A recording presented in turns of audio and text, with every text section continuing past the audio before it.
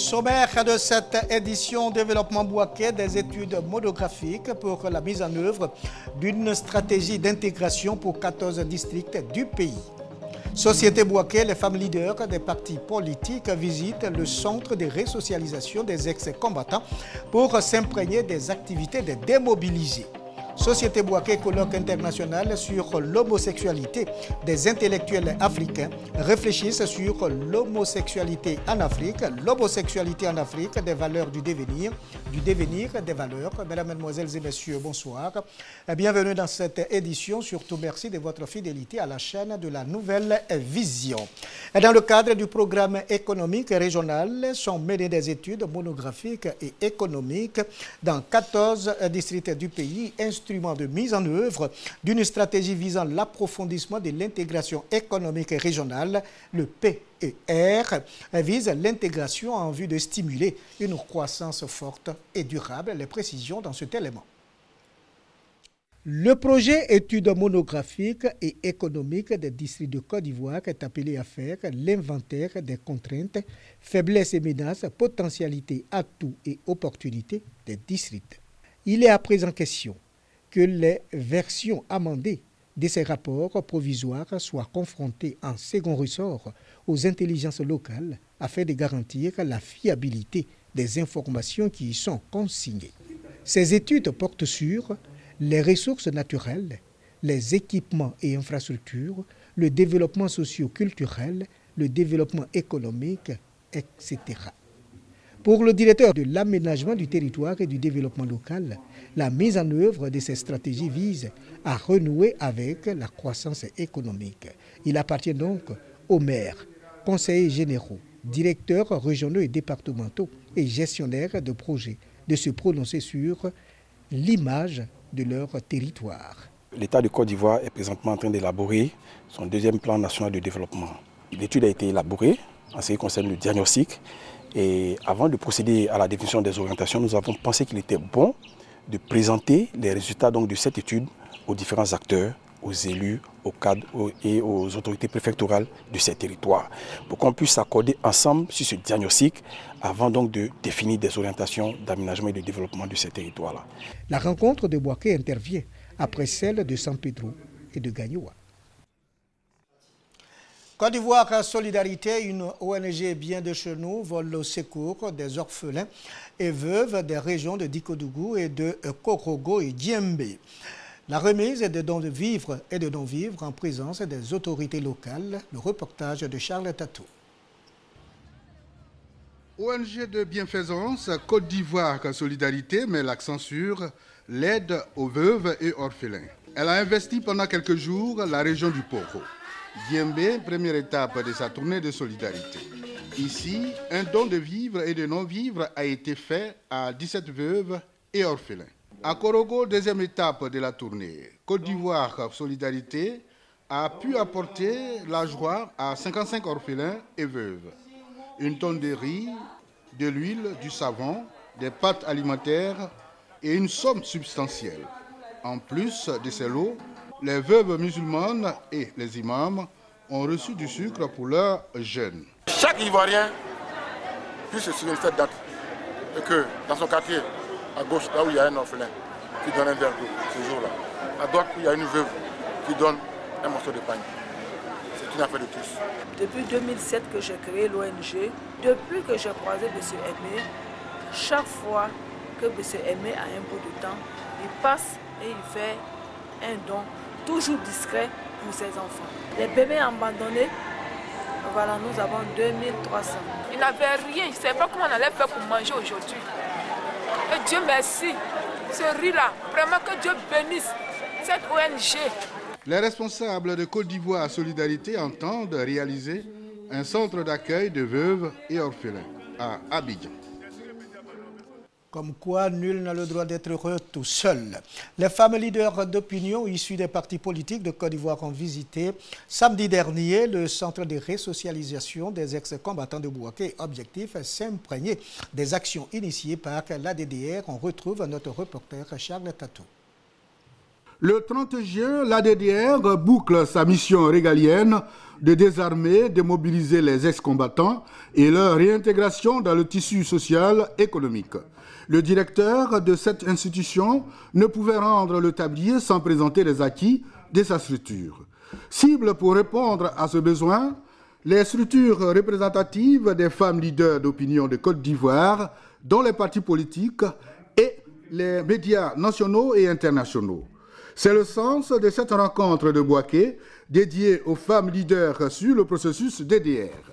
Objectif visé, permettre à ces femmes de s'imprégner des actions initiées par l'ADDR et diffuser ces acquis au sein de leurs communautés respectives. On a toujours dit que les ex-combattants sont insérés, mais nous n'avons jamais vu de nos yeux. De mes propres yeux, j'ai vu, je suis convaincu véritablement que l'ADDR a fait un travail formidable. Nous avons appris beaucoup de choses, telles que secourir la vie de quelqu'un en danger. Nous avons appris aussi qu'il faut connaître ses droits et ses devoirs. Ils ont encore besoin d'un appui qui puisse être complètement réintégré, resocialisé et puisse exercer des activités. Les échanges des participants avec les stagiaires ont été fructueux. Le patron de l'ADDR a assuré de la disponibilité du chef de l'État Alassane Ouattara à faire poursuivre cette mission. Pour nous, un DDR qui est dans un pays qui est un pays en développement, un pays qui a tourné la page, je pense qu'il fallait penser à une autre structure. Et le président de la République a souhaité qu'il y ait une autre structure qui, à partir du 1er juillet, va reprendre le relais, mais cette fois-ci dans le processus de réinsertion, c'est-à-dire dans tout ce qui est resocialisation, tout ce qui est formation, tout ce qui est l'aide à l'installation des ex-combattants. Mais ce ne sera plus un concept DDR au sens sécuritaire du terme. Les stagiaires du centre de resocialisation ont égayé les participants à travers des sketchs et danses du terroir. Le Conseil régional de Bouaké a tenu sa deuxième session ordinaire au titre de l'année 2015.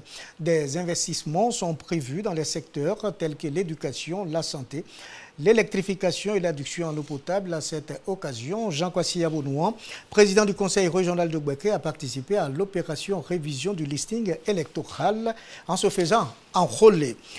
Jean Kwasi Abonouan a sensibilisé les populations à remplir leurs devoirs citoyens.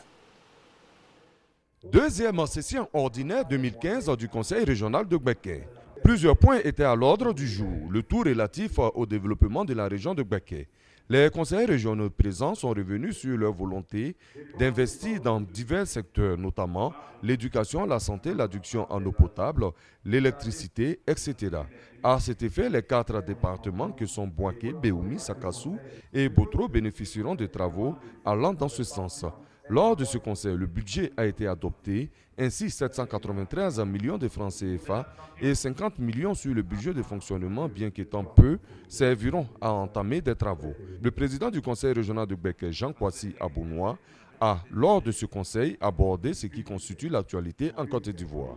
L'opération de révision du listing électoral. Le président a invité les populations de la région de Bouaké à s'inscrire dans le processus. Joignant l'acte à la parole, Jean Kwasi Abonouan s'est fait enrôler. Quand vous êtes enrôlé, c'est un acte de citoyen qui vous permet d'accomplir le droit de vote. Le droit de vote, il y a des générations qui ont perdu la vie de lutte pour pouvoir avoir le droit de voter. Nous, on a ce droit. Pourquoi ne pas l'exercer en venant juste s'enrôler? Alors je pense qu'avant que le délai ne soit échu, qu'on vienne accomplir ce devoir-là, qui est un acte vraiment citoyen, qui permet librement d'exprimer son choix et de montrer qu'on participe à la vie de la société, parce que c'est ça le citoyen. La 3e session du Conseil régional de Bouaké aura lieu dans 3 mois. Des intellectuels africains réfléchissent sur l'homosexualité en Afrique. L'homosexualité en Afrique, des valeurs du devenir au devenir des valeurs. Ce thème a permis à des philosophes, aux sociologues de jeter un regard critique, scientifique, éthique, social et culturel sur cette pratique en Afrique. À l'université Alassane Ouattara, il a été question de comprendre les raisons des homophobes et des homophiles africains. Sur le Corona reportage, commentaire Kader Sogodogo. Dieu n'a pas dit 2 hommes ou bien 2 femmes. Dieu a fait une femme, un garçon.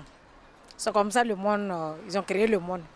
Quand mon ami garçon me touche, vraiment, j'ai l'impression qu'il il est en train de me piquer. Je ne me sens pas à l'aise dans ma peau. Et je me dis que c'est difficile pour un être humain d'accepter d'être touché par son ami garçon. L'homosexualité en Afrique demeure une pratique taboue. Pratique contraire aux cultures africaines, contre l'éthique et la morale religieuse. Face à ces controverses autour de l'homosexualité et aux tensions que suscite ce phénomène, des intellectuels réfléchissent sur la question. Un colloque international a réuni des philosophes, sociologues et chercheurs africains à l'université Alassane Ouattara. Ces travaux visent à déterminer les causes et justifications scientifiques, sociales, culturelles et éthiques de l'homosexualité dans le monde. Les participants ont favorisé une meilleure connaissance de l'ampleur du phénomène de l'homosexualité en Afrique. Il faut construire les paradigmes, les échelles de valeurs qui vont nous permettre de réagir, de tolérer le phénomène, mais dans quelle proportion, d'accepter le phénomène dans quelle proportion, pour que cette pratique soit pas la boîte de Pandore qui va encore remettre l'Afrique, qui tend vers l'émergence, va ramener l'Afrique à des millions encore d'années du point de vue de l'éthique. Plusieurs communications ont été faites. Ces communications ont permis aux participants de comprendre les raisons des homophobes et homophiles. L'Afrique du Sud est le seul pays africain qui autorise le mariage gay. L'excellence célébrée dans le milieu éducatif à Bouaké, la fondation Thiokolo Rémy, qui encourage l'éducation pour tous, a offert beaucoup de cahiers et de livres aux meilleurs élèves de la région de Bouaké. Le reportage de Kader Sogodogo. La Fondation Thiokolo Rémy, engagée dans la promotion de l'excellence et l'insertion socio-professionnelle, a organisé une journée de l'excellence et du mérite à la préfecture de région de Bouaké. Enseignants, élèves et étudiants les plus méritants de Bouaké ont été honorés au cours de cette célébration. Le préfet de région, préfet du département de Bouaké, parrain de la célébration, a rehaussé de sa présence à cette fête de l'excellence. Kone Aka n'a pas manqué de prodiguer de sages conseils à l'ensemble des récipiendaires. La première année, c'était une jeune fille qui a eu le premier prix. Aujourd'hui encore, c'est une jeune fille. Bravo les filles. Il n'y a que le travail dans l'excellence qui ouvre aujourd'hui les portes à un emploi. Parce que personne ne peut échapper à l'excellence. Celui qui veut se faire une place au soleil aujourd'hui dans notre société moderne, il est obligé de passer nécessairement par l'excellence. Quant au responsable de la fondation, il a au cours de cette fête affirmé qu'il faut prôner l'excellence à l'école pour créer une saine émulation entre les apprenants. Cette cérémonie est pour nous une tradition désormais. Ceux qui ont été récompensés et ceux qui n'ont pas été récompensés doivent continuer à mieux faire ce qu'ils font déjà, continuer à travailler sérieusement et durement et continuer à aimer le travail bien fait et à cultiver l'amour de l'excellence. C'est comme ça qu'on arrive à s'en sortir dans la vie. La Fondation Thiokolo Rémy a promis célébrer l'excellence encore une fois en 2016.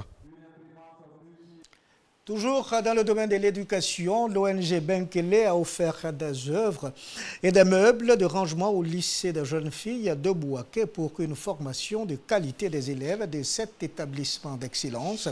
À cette occasion, la 49e promotion de cet établissement a été baptisée. L'association Benkele équipe le lycée moderne de jeunes filles de Bouaké.